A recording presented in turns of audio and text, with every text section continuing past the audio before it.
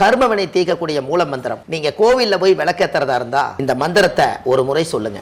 முற்பிறவியில செய்த பாவங்கள் எப்பிறவிக்கும் தொடராமல் இருக்க, இப்பிறவியிலேயே என் தந்தை வழியில் வந்த கர்மாவினை, என் தாய் வழியில் வந்த கர்மாவினைகள், என் தாயுடைய கர்ப்பத்திலிருந்து நான் இந்த பூமிக்கு கொண்டு வந்த கர்மாவினைகளும் இன்றோடு நிவர்த்தியாகட்டுன்னு 5 தீபம் விளக்கேத்தி சாமிக்கு தேங்காய் வளம் பூ மாலை கல்கண்டு வாங்கி அர்ச்சனை பண்ணி உங்க ஜாதகத்தை கொண்டு போய் சாமி பாதத்துல வச்சு இன்னையோட எனக்கு எல்லாம் நல்லது நடக்கும்னு மனசார கும்பிட்டு வாங்க. வாழ்க்கையில அசுர வளர்ச்சிக்கு வந்து உங்க வாழ்க்கையில எல்லா கடமையும் முடிப்பீங்க.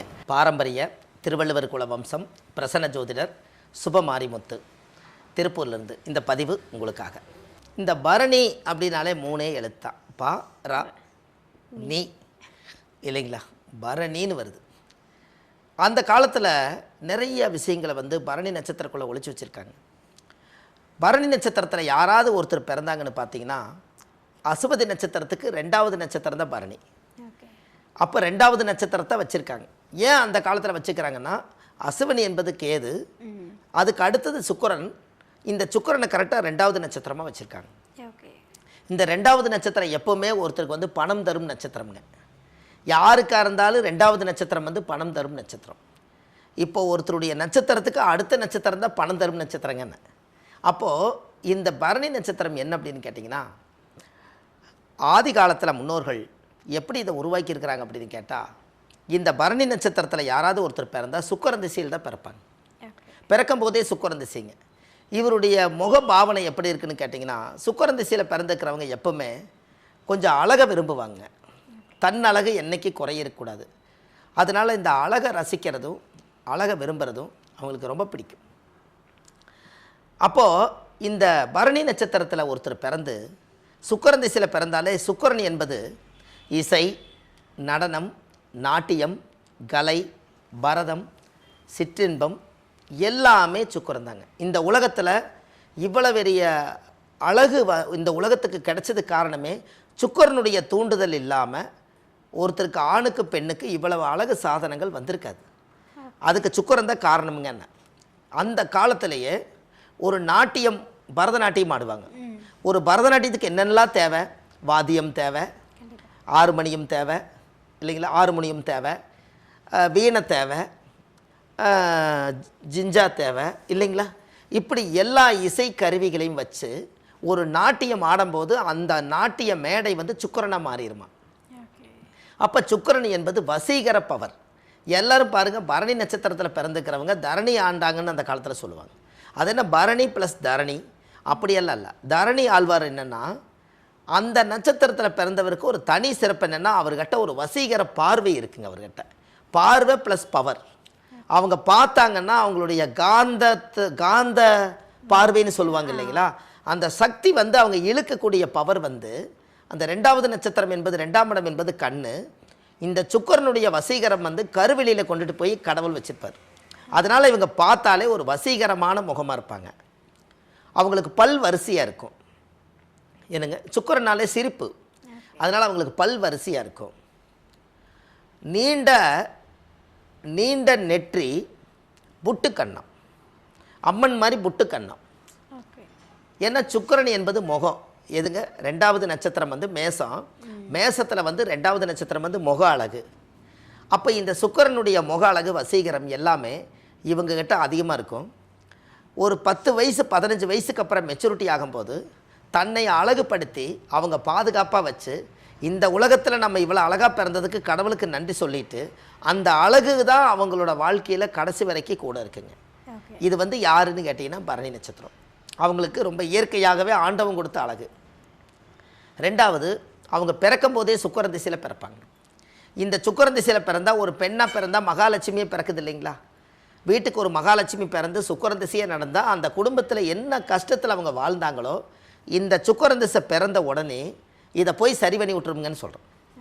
அப்பா கடனாளியாக இருப்பார், அம்மா வேதனைப்பட்டு கிடப்பாங்க, தொழில் நொழிஞ்சு கிடக்கும், தொழிலெல்லாம் நசிஞ்சு போய் என்ன பண்ணுறது ஏது பண்ணுறதுன்னு இப்படி ஒரு இருக்கும்போது அந்த சுக்கிரன் திசையில் இந்த குழந்தை பிறந்து 1 வருஷ காலம் எப்படியாவது இவங்களை வளர்த்தி வாழும் பண்ணிட்டாங்கன்னா இவங்க தலையெடுக்க ஏதோ ஒரு வழியில் அவருக்கு காசு, பணம், பொருளாதாரம் எல்லாம் உருவாகி இந்த கடங்கச்சியெல்லாம் அடைச்சி இந்த குழந்தையை வளர்த்துறதுக்கு உண்டான சக்தி அந்த குடும்பத்துக்கு வந்துடும்.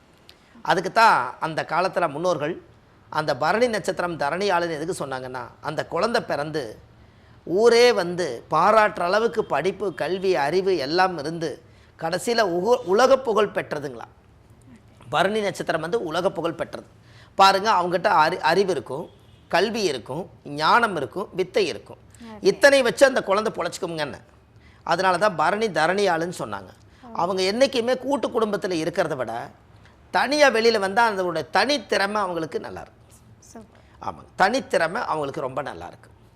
அப்போ அதனால தான் பரணி தரணி ஆளுன்னா, இவர் போய் வெளியில் போய் ஒரு போர்லையும் கூட போய் ஜெயிச்சுட்டு வந்ததுனால தான் அந்த நாட்டவே அந்த காலத்தில் ராஜாவுக்கு எழுதி வச்சதுனால நாடே தரணி ஆண்டிருக்கிறார் இல்லைங்களா. அப்போ அவர் வந்து கூட்டு குடும்பத்துக்குள்ளே சின்ன ஒரு வீட்டுக்குள்ளே ஒரு வட்டத்தை போட்டு வாழ்ந்துருந்தாருன்னா அவர்னால் வாழ முடியாது. அப்போ அவருக்குன்னு ஒரு சக்தி வெளியில் வந்ததுக்கப்புறம் தான் அவரை அடிக்க முடியும், போரில் போய் நம்ம ஜெயிக்க முடியும், ஒரு எதிரியை எதுக்க முடியும். இந்த சக்தியெல்லாம் வெளியிருந்து பார்த்துருக்காங்க. அதனால் வந்து பரணி நட்சத்திரத்தன்னைக்கு போர் தொடங்கியிருக்கிறாங்க. அன்னைக்கு போரில் ஜெயிச்சதுனால அந்த நாட்டை அவருக்கு எழுதி கொடுத்ததுனால பரணி தரணி ஆளுன்னு பேர் வந்து. என்னங்கம்மா, பரணி நட்சத்திரத்தன்னைக்கு போர் தொடங்கியிருக்கிறாங்க. அந்த பரணி நட்சத்திரம் நீ போய் தரணி ஆண்டுட்டு வான்னு சொன்னது நாட்டை கைப்பற்றிட்டு வந்துட்டார். அதனால் நாடே அவருக்கு நாட்டிய அந்த பட்டயத்தில் எழுதி கொடுத்தோன்னே அவர் தரணி ஆண்டுட்டு வந்துட்டார். அப்போ பரணி தரணி ஆளுங்கிறது அவர் செஞ்சதுனால பரணி நட்சத்திரம் பிறந்துக்கிறவங்களாம் தரணி ஆளுவாங்கன்னு இன்றைக்கி பழமொழியை கொண்டு வந்துட்டாங்க. அப்போ சுக்கிரன் திசையில் தான் அவர் பிறப்பாங்க. ஆணாக இருந்தாலும் சரி, பெண்ணாக இருந்தாலும் சரி, சுக்கிரன் திசையில் பிறப்பாங்க. இந்த சுக்கிரன் திசையில் பிறந்த உடனே அவங்களுடைய வாழ்க்கை எப்படி இருக்குது அப்படின்னா, ஜாதகத்தில் பாருங்கள், முன்னோர்களுடைய ஆசீர்வாதத்தை சொல்கிறாங்க. பிறக்கும்போது சுக்கிரன் திசையில் பிறப்பாங்க. அப்போ குழந்தையாக இருப்பார் இல்லைங்களா. குழந்தையாக இருக்கும்போது சுக்கிரன் திசையில் பிறந்தா அவங்க வாழ்க்கையில் ஒரு 20 வருஷம் சுக்கிரன் திசைனா ஒரு பாதியாவது கர்ப்பத்தில் இருக்கும் இல்லைங்களா. தாயுடைய கர்ப்பத்துக்குள்ளே தொப்புள் கொடியை அறுக்கும்போது 10 வருஷம் சுக்கிரன் திசை இருந்தால் அப்போ அந்த குழந்தைக்கு 10 வயசு வரைக்கும் சுக்கிரன் திசை நடக்கும். அதுக்கு அடுத்தது சுக்கிரனுக்கு அடுத்து சூரியன் திசை ஒரு 6 வருஷம். 16 வயசுங்கும் போது இவர் படிக்கிற காலமாக இருக்குது. கண்டிப்பாக 16 வயசுக்கு மேலே சுக்கிரன் திசை முடிஞ்சு சூரியன் முடிஞ்சு சந்திரன் திசை 10 வருஷங்க. அப்போ 26 வயசு ஆயிரும்.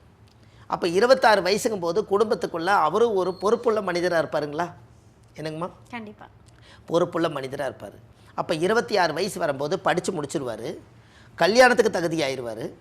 ஒரு பெண்ணை வந்து திருமணம் பண்ணி வாழ்க்கையில் வாழ்கிறதுக்கு இந்த உடம்பு, தேகம், மனசு, எண்ணம், புத்தி எல்லாம் தைரியத்தை உருவாக்கிடும். இந்த 26 வயசு 26 வயசில் இவருக்கு வாழ்க்கையில் அப்போது சுக்கிரன் திசை முடிஞ்சு சூரியன் முடிஞ்சு சந்திரன் வரும்போது 26 வயசு. அப்போ செவ்வாய் திசையில் தான் அவருக்கு கல்யாணங்க. செவ்வாய் வந்து 26 வயசுக்கு மேலே செவ்வாய் திசை 7 வருஷங்க. 33 வயசுக்குள்ளே பெரியவங்க என்ன பண்ணுவாங்க, உனக்கு வயசு கரெக்டான வயசு பையன் ஆகிட்ட, இனி ஒரு பொண்ணை பார்த்து உனக்கு கல்யாணம் பண்ணி கொடுத்துட்டா நீ தனி கொடுத்தனமாக போய் இனிமேல் அப்பா அம்மா விட்டுட்டு நீ தனியாக திறமையாக வாழ்ந்து இனிமேல் நீ வாழ்ந்து வழகுன்னு சொல்லி பெற்றவங்களே முடிவெடுக்கிற காலம் 26 வயசு. கரெக்டுங்களாங்கம்மா. அப்போது செவ்வாய் திசையில் இவர் கல்யாணம் பண்ணுவார். அப்போது 26 ஒரு 7 33 வயசு. கல்யாணம் பண்ணி குழந்தை பிறக்கிறதெல்லாம் ராகு திசைக்குள்ளே கல்யாணம் பண்ணி குழந்தை பிறந்துருவார். ராகு திசை 18 வருஷங்க. அப்போ 18 வருஷத்துக்கும் 33 வயசு கணக்கு போட்டோம்னா கிட்டத்தட்ட 33 இதில் ஒரு 18 கிட்டத்தட்ட பார்த்தீங்கன்னா 51 வயசுங்க. என்னங்க, 33 அதில் ஒரு 18 இதை கணக்கு போட்டால் ஒரு 51 வயசு வந்துடும். அப்போ இவருக்கு 51 வயசு வரைக்கும் இவருக்கு ராகு திசை தான் நடக்கும். அப்போ இந்த ராகு திசையில் இவர் ஜாதகத்தில் என்னென்னா, இடம் வாங்கிறது, வீடு வாசல் கட்டுறது, தொழில் அமைக்கிறது, குடும்பத்துக்கு தேவையான விஷயங்களை நிறையா பண்ணுறது, இந்த மாதிரி விஷயங்களை எல்லாமே அந்த ராகு திசை தான் கொடுக்கும். அப்போ இந்த ராகு திசையில் நம்மளுடைய வாழ்க்கையில் பெரிய பெரிய மாற்றத்தை உருவாக்குறதுக்கு இந்த ராகுவே காரணம். அப்போ இவருக்கு சுக்கிரன் திசை முடிஞ்சு சூரியன் முடிஞ்சு சந்திரன் முடிஞ்சு செவ்வாய் முடிஞ்சு ராகு திசை வரும்போது அவர் வாழ்க்கையில் இடந்தடம் வாங்கி வீடு வாசல் கட்டி சமுதாயத்தில் ஒரு கௌரவமாக வாழக்கூடிய யோகம் இருக்குது. என்னங்கம்மா, அப்போ 51 வயசு ஆச்சுங்களா. அதுக்கு அடுத்தது 51 வயசுக்கு மேலே ராகு திசை முடிஞ்சு குரு 16 வருஷங்க. அப்போ 50 ஒரு 16 வந்து 66 வயசு, ஒரு 1 7 67 வயசு. அப்போ 67 வயசுக்குள்ளே இவர் குரு திசையில் தான் கடமை முடிக்கிறாரு. யாருங்க, பரணி நட்சத்திரத்தில் பிறந்திருக்கிறவங்க குரு திசையில் தான் 2 குழந்தைகளை பெற்றாலும் கூட அந்த 2 குழந்தைகளுக்கும் கல்யாணம் பண்ணி வச்சு அவங்களுக்கு பேர்காலம் பார்த்து அவங்களுக்கு ஆண் குழந்தையும் பெண் குழந்தையும் பெத்தெடுத்து பேரம்பேத்தியை கையில் எடுக்கும்போது எனக்கு குரு திசையில் குருவே குழந்தை வந்து சேர்ந்துருது. எப்படிங்கம்மா பாருங்கள். அப்போ எத்தனை திசை வருதுங்க? பரணி நட்சத்திரக்காருக்கு அவருடைய எதிர்கால திசை. ஏன்னா இந்த திசையெல்லாம் நீங்கள் ஒரு ஜோசியர்கிட்ட போனீங்கன்னா அவர் ஜாதகம் போனோன்னே உங்கள் வயசை கேட்பார். அந்த வயசுக்கு தகுந்த திசை போட்டு உங்களுக்கு இன்ன திசையில் இன்ன புத்தி நடக்குது அப்படிங்கிறத அவங்க அன்றைக்கி சொல்லுவாங்க. அந்த பேனாவை எடுத்து நோட் எடுத்து கணக்கு போட்டு நீங்கள் போகிற நேரம் என்ன வயசுக்கு என்ன திசை நடக்கிறதோ அந்த திசையை கண்டுபிடிச்சி அவங்க சொல்லுவாங்க. இந்த காலகட்டங்களில் இப்போ பாருங்கள், நீங்கள் பிறந்ததுலேருந்து இந்த உலகத்தில் நீங்கள் கல்யாணம் பண்ணி குழந்தை பிறந்து அந்த குழந்தைக்கு பெருசாக வளர்த்தி கல்யாணம் பண்ணி வச்சு அதுக்கு பேரம்பேத்தி எடுக்கிற காலம் வர வரைக்கும் இந்த சுக்கிரன் திசைக்கு உங்களுடைய இறுதி காலம் வரைக்கும் இந்த பலன் கூட வருது இல்லைங்கம்மா. அப்போ 66 வயசுக்கு மேலே குரு திசை 16 வருஷம் 60 முடிஞ்சா அதுக்கப்புறம் வீட்டில் அமைதியாக இருப்பார் இல்லைங்களா. குரு முடிஞ்சால் சனி 19 வருஷம். சனி என்பது என்ன? அமைதி. அதனால் சனி 19 வருஷம் அமைதியாக இருப்பார். அவர் வாட்டுக்கு அப்போ அந்த 66 வருஷம் இந்த 19 போடும்போது கிட்டத்தட்ட 70-75க்கு மேலே போயிடுறாரு இல்லைங்களா. அப்போ இவ்வளவு காலம் வந்துருச்சு. ரைட்டு, ரொம்ப சந்தோஷம். அப்போ என்ன அப்படின்னு கேட்டிங்கன்னா அப்போ சரியாக போச்சு இல்லைங்களாம்மா. பரணி நட்சத்திரக்காரர்களுக்கு எந்தெந்த திசையில் அவங்களுக்கு என்னென்ன வயசில் எந்த குழந்தைகள் நடக்கும், கல்யாணம் நடக்கும், கடைசியாக அவங்களுடைய முடிவு காலம் நமக்கு போதுங்கிற மனம். இப்போ நீங்கள் இது எதுக்கு இந்த வயசை பிரித்து சொன்னேன், திசை பிரித்து சொன்னேன்னு கேட்டிங்கன்னா, நம்ம வயசு இவ்வளவு இருக்குதுன்னு பாடுபட்டு இருந்தால் கடைசியில் மொத்தமாக வயசு கணக்கு போட்டு இவ்வளவு ஆயிடுச்சு நம்ம ஒன்றுமே சம்பாதிக்கலே நினச்சிடக்கூடாது இல்லைங்களா. அப்போ நம்ம 60 வயசுக்குள்ளே நம்மளும் வாழ்ந்து முடிச்சுட்டு நம்ம குழந்தைகளுக்கும் கடமை முடிச்சுட்டு 60 வயசில் ரிட்டையர்ட் ஆகும்போது நம்ம மேலே கடன் இருக்கப்படாது, நம்ம பேரில் சொத்து வேண்டாம், நிம்மதி இருந்தால் போதும், குழந்தைகளை படிக்க வச்சு அவங்கள நல்லா ஒரு கல்யாணம் பண்ணி வச்சுட்டா போதும். நம்ம காலத்தில் நம்ம ஏதாவது நாளைக்கு ஏதாவது ஒரு நல்லது கெட்டது ஆயிடுச்சுன்னா இந்த குழந்தை யார் பார்த்துக்கிறது? இந்த கவலையெல்லாம் வாழ்கிறதுக்கு முதல் நம்மளுக்கு திசை வரிசை தெரிஞ்சால் தானே நாம் இனி முடிவு பண்ணிக்குவோம். இப்போ பாருங்கள், இந்த வீடியோ பதிவு கேட்குறவங்களுக்கு ஒரு நல்ல செய்தி. நான் சுக்கிரன் திசையில் பிறந்தா அவர் சொல்லிக்கிறாரு. சுக்கிரன் திசை வந்து சூரிய திசையில் நான் 16 வயசு வரைக்கும் தான் இருப்பேன். 16 வயசில் தான் எனக்கு திசை முடியும். அதுக்கு அடுத்தது சுக்கிரன் முடிஞ்சு சூரிய திசை 16, செவ்வாய் வந்தால் 7, செவ்வாய் வரும்போது 23, இப்படி ராகு வந்தால் 18, குரு வந்தால் 16, இப்படி எல்லா வயசு வரும்போது என்னுடைய வாழ்க்கையில் நான் வந்து 60 வயசுக்குள்ளே இந்த திசைகளெல்லாம் எனக்கு கிடைக்கும், இந்த திசைகளெல்லாம் நான் வாழுவேன்னு சொல்லி நிறைய விஷயம் பண்ணுவாங்க இல்லைங்களா. அதுக்காகத்தான் நம்ம மக்கள் வந்து இந்த மாதிரி ஒரு விஷயத்தை நம்ம வந்து தெரியாமையே போயிடக்கூடாதுங்க. நாம் இப்போ இந்த விஷயத்தை நம்ம சொல்லலைன்னா அவங்களுக்கு ஜோதிடம் தெரியாது, வர்ற மக்களுக்கு என்ன தெரியும்? ஜோதிடம் தெரியாது. அப்போ நம்மளுக்கு என்ன திசை நடக்குது, எந்த வயசு நடக்குதுன்னே தெரியாது. ஒரு ஜோதிடர்கிட்ட கொண்டு போய் காமிச்சா தான் அவர் ஜாதகத்தை பார்த்து உங்களுக்கு இந்த திசை முடிஞ்சு இன்னொரு திசை நடக்குதுங்க, அந்த திசையில் நீங்கள் இந்த கோயிலுக்கு நீங்கள் போங்க, இந்த பரிகாரம் பண்ணுங்க, இதெல்லாம் சொல்லுவாங்க. ஆனால் இன்றைக்கி இந்த பதிவை நம்ம இதுக்குள்ளே சொல்லிட்டோம்னா இந்த பதிவை கேட்கும்போது அவங்களே ஒரு நோட் எடுத்து, ஆமாம் நான் பரணி நட்சத்திரத்தை பிறந்தேன், சொன்ன மாதிரி தாயுடைய கர்ப்பத்தில் நான் 10 வருஷம் போக மீதி 10 வருஷம் இருக்குது, சுக்கிரன் திசை எனக்கு 10 வயசோட முடியும், சூரியன் திசை வரும்போது 16 வயசில் முடியும், செவ்வாய் திசை சந்திர திசை வரும்போது 26 வயசு முடியும், செவ்வாய் திசை வரும்போது 26, 7 ஒரு 33 வயசு முடியும், ராகு திசை வரும்போது 18 51 வயசில் எனக்கு ராகு திசை முடியும், குரு வரும்போது 16 வருஷம் இல்லைங்களா, 61 67 வயசு வரும்போது எனக்கு கண்டிப்பாக குரு திசை முடிஞ்சிடும். அதுக்குள்ளே என் பையன் பிள்ளைகளுக்கு நான் படிக்க வச்சு கல்யாணம் பண்ணி நான் வந்து எல்லாத்தையும் பார்த்துட்டு 66 வயசில் நாட்டுக்கே சுதந்திரம் கிடைக்காது, எனக்கு சுதந்திரம்னு சொல்லிக்கலாம் இல்லைங்களா. கண்டிப்பாக கண்டிப்பாக என்னங்கிறீங்க? இதையத்தான் அந்த காலத்தில் இதையெல்லாம் பிரித்து பார்த்து பலன் சொல்லுங்கன்னு சொன்னாங்க. அதுக்கு தான் திசை புத்தி அந்தரம், திசை புத்தி அந்தர சூட்சமம், இது வரைக்கும் பலன் எடுத்து நாம் எப்படி வாழ்ந்துட்டு இருக்கிறோங்கிற பாரம்பரியத்தை சொல்லணுங்களா. அதுக்குத்தான் இந்த பாரம்பரிய திருவள்ளுவர் குல வம்சம்னு நாம் இந்த 32 வருஷ அனுபவத்தில் நாம் இந்த பதிவை எப்படி கொடுத்தா மக்களுக்கு புரியுங்கிறது முதல் தெரியும் இல்லைங்களா. ஏன்னா அது பாமர மக்களும் கூட இருப்பாங்க, அவங்களுக்கு படிப்பறிவே இருக்காது.